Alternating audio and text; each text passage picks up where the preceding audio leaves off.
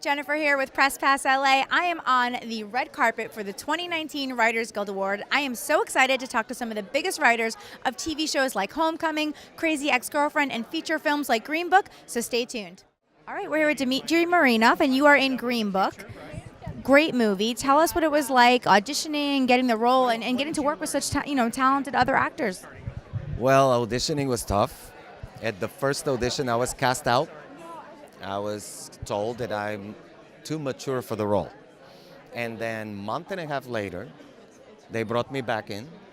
But this time they wanted to hear me playing cello. I don't play cello, I play violin. So I had 5 days to learn to play cello. And at the audition, in front of Peter Farrelly, I played the theme song of the film, the first 18 bars solo. Because I had a teacher, I rented a cello, and Peter said, you're not playing cello, you play violin, right? I didn't know you played cello. I said, I didn't know either.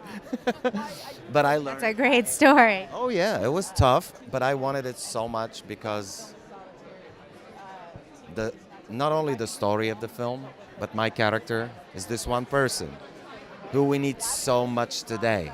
A person who judges not by emotion, not by talking, not by opposing himself on the others, by being calm, smart, actually wise to understand that the only way to change somebody's heart is to reason, agree, accept, and listen.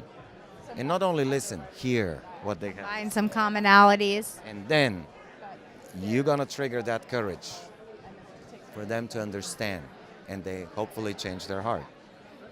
Such an important message right now, and in the times that we have politically and the racial tensions, and even though this film may not be set in the same time, it's relevant to this time period.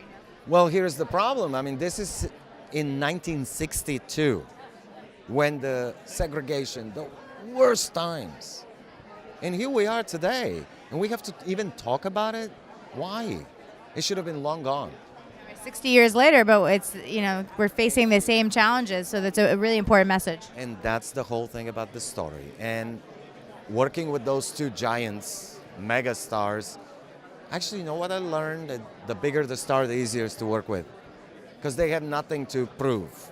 They know who they are. Were they giving actors on set and working with you? Were they friends. They were not even colleagues. They were friends. I mean, Mahershala will walk in with that beautiful, warm smile, give a hug to everyone on set. And we're talking an Oscar winner just a few months ago when we start filming the movie.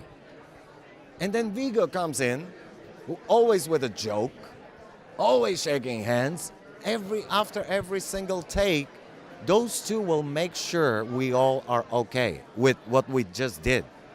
It was extraordinary.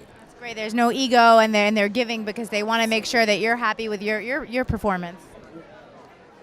I had the privilege to get to know him privately, working with Mahershala on the Russian scene at the lobby of the hotel in the middle of the night, and see him as a person. He's one of those guys that everyone dreams to have as a friend forever. And then there's Viggo, which we're the only two smoking on set. And being Europeans and loving red wine, with him was more about the joke and talking about each other, not about the project. And then when you go on set, he will always come to me and said, how do you feel? Are you okay? Want to repeat it? I said, no, I'm fine. He said, make sure let me know. And it was like a buddy. That's an amazing atmosphere. Well, thank you so much for sharing those stories, and have a great time tonight. Congrats on the film.